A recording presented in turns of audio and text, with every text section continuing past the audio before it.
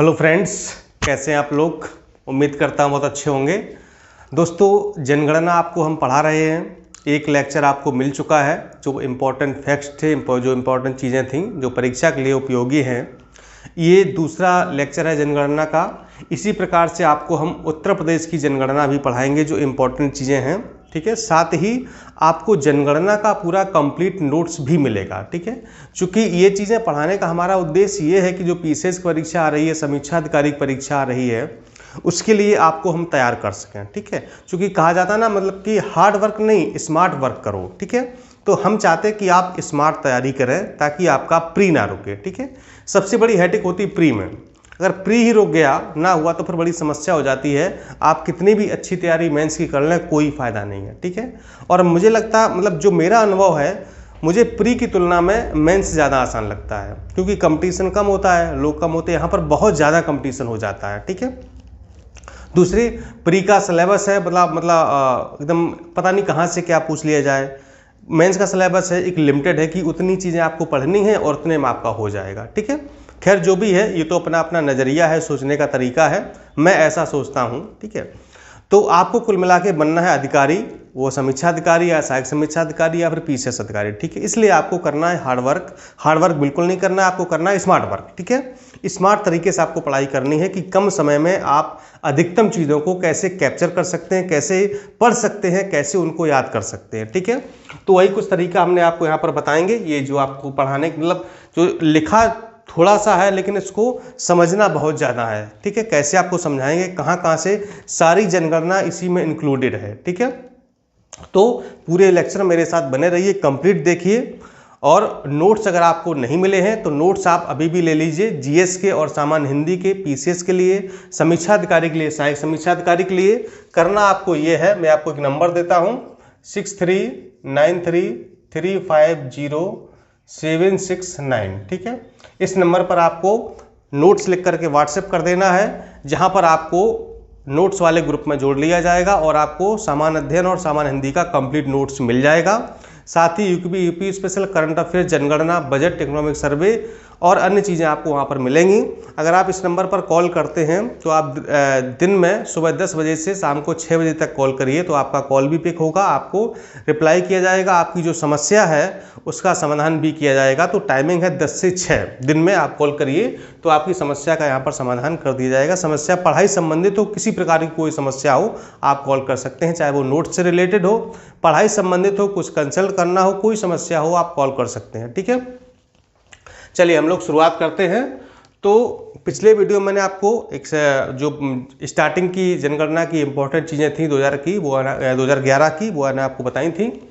इसमें आपको हम बताएंगे कि जो हमारी जनगणना 2011 है, इसमें जो जनसंख्या आपकी थी, ठीक है, 121 करोड़ के आसपास उस समय, अब तो 135-36 करोड़ हो गई है।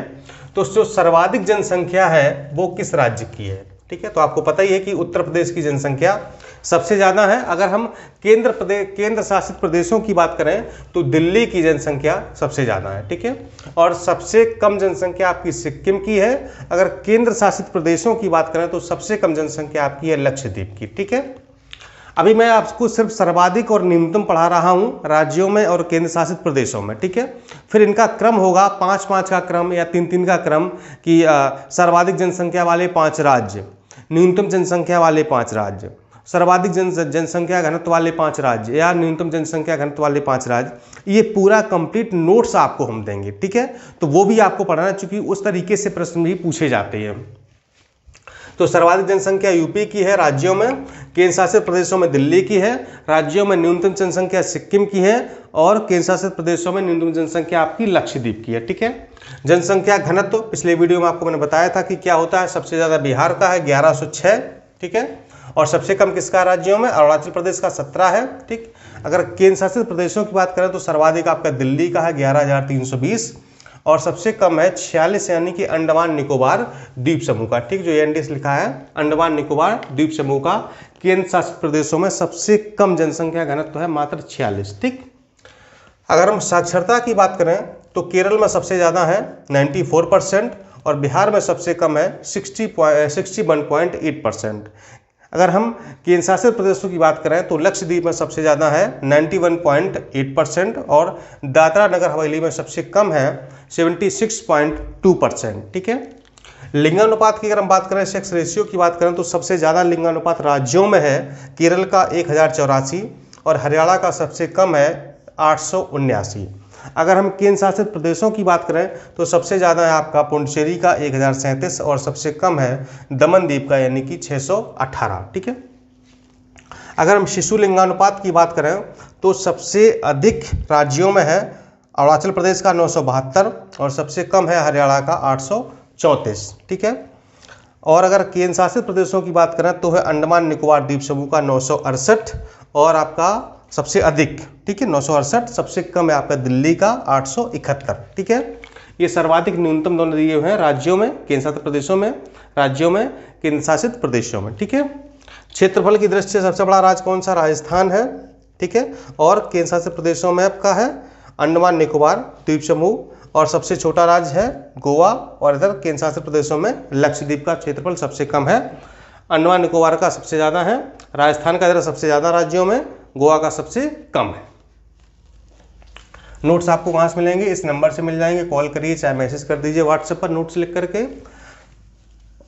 10 की वृद्धि सर्वाधिक किसकी है? मेघालय की 27.9%। 10 की वृद्धि का मतलब ये है कि 2001 से लेकर 2011 तक एक दशक में कितने परसेंट वृद्धि हुई जनसंख्या में, इसको कहते हैं 10 की वृद्धि। ठीक है। तो मेघालय सबसे ज़्यादा है 27.9%। नागालैंड में निगेटिव में चली गई है, वृद्धि नहीं हुई बल्कि घट गई है, -0.6% हो गई। बहुत इंपॉर्टेंट है, ये कई बार परीक्षा में पूछा जा चुका है। ठीक है।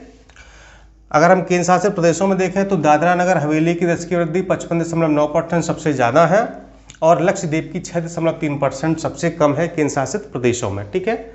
साक्षरता अगर हम देखें पुरुषों में और यहाँ पर देखेंगे महिलाओं में, तो पुरुषों में साक्षरता केरल में सबसे ज़्यादा है। ठीक है, 96.1% और बिहार में सबसे कम है 71.2%। यहाँ पर केंद्र शासित प्रदेश का डाटा नहीं दिया गया है। साक्षरता अगर महिलाओं में देखें हम तो केरल में सबसे ज़्यादा है 92.1% और बिहार में है 51.5%। ठीक है, ये हो गया आपका। तो इसको आप यहाँ पर लिंक कर सकते हैं, इस वाले पॉइंट को आप यहाँ लिंक कर लीजिए। साक्षरता वाले में बहुत इंपॉर्टेंट टॉपिक आ रहा है अनुसूचित जाति और अनुसूचित जनजाति का। ठीक है, तो अनुसूचित जाति में पहले पढ़ेंगे हम लोग। संख्या के हिसाब से देखा जाए तो उत्तर प्रदेश में सबसे ज़्यादा अनुसूचित जाति के लोग निवास करते हैं और मिजोरम में सबसे कम अनुसूचित जाति के लोग निवास करते हैं। ठीक है, सर्वाधिक एससी कहाँ पर है? यूपी में, और सबसे कम कहाँ पर है? मिजोरम में। ये है जनसंख्या की दृष्टि से। ठीक है, अब अगर हम प्रतिशत, जनसंख्या प्रतिशत की दृष्टि से देखें तो पंजाब में सबसे ज़्यादा है 31.9%। ठीक है, ये प्रश्न बहुत इंपॉर्टेंट है, कई बार पूछा जाता है SC ST वाला। ठीक है, कि अब यहाँ पर ध्यान ये देना कि सबसे ज़्यादा प्रतिशत के हिसाब से पंजाब में है, जबकि जनसंख्या के हिसाब से आपके यूपी में है। ठीक है, और मिजोरम में सबसे कम है 0.1%। ठीक है, इसी प्रकार से अनुसूचित जनजाति है, शेड्यूल्ड ट्राइब कास्ट हैं, संख्या के हिसाब से देखा जाए तो मध्य प्रदेश में सबसे ज़्यादा है। ठीक है, और प्रतिशत के दृष्टि से देखा जाए तो मिजोरम में ये सबसे ज़्यादा है 94%। ठीक है, अनुसूचित जनजाति संख्या की दृष्टि से MP में सबसे ज़्यादा है और प्रतिशत की दृष्टि से ये मिजोरम में सबसे ज़्यादा है 94.4%। ठीक है, और आपको बता दूं, अब चूंकि यहाँ न्यूनतम का डेटा नहीं दिया इसलिए, चूंकि पुडुचेरी, दिल्ली, चंडीगढ़, पंजाब और हरियाणा में कोई भी ST नहीं है। ठीक है, यहाँ पर ST निवास ही नहीं करते हैं, मतलब डेटा के हिसाब से निवास नहीं करते हैं, इसलिए वो न्यूनतम वाला डेटा आपका नहीं दिया गया है। ये इंपॉर्टेंट है, इसको आप याद कर लीजिएगा। ठीक है, तो ये आपकी जनगणना के प्रमुख पहलू हमने आपको बता दिए हैं। साथ ही इसका पूरा कंप्लीट नोट्स आपको हम उपलब्ध जल्दी ही करा देंगे, सभी को ये मिल जाएगा, इसलिए आप परेशान बिल्कुल ना हो। ठीक है, और जनगणना से कोई प्रश्न आपका गलत नहीं होना चाहिए। ठीक, इस प्रकार से आपको हम बना करके देंगे, सिर्फ आपको याद करना है, पढ़ना है, उसको दिमाग में रखना है। ठीक है, नमस्कार, धन्यवाद।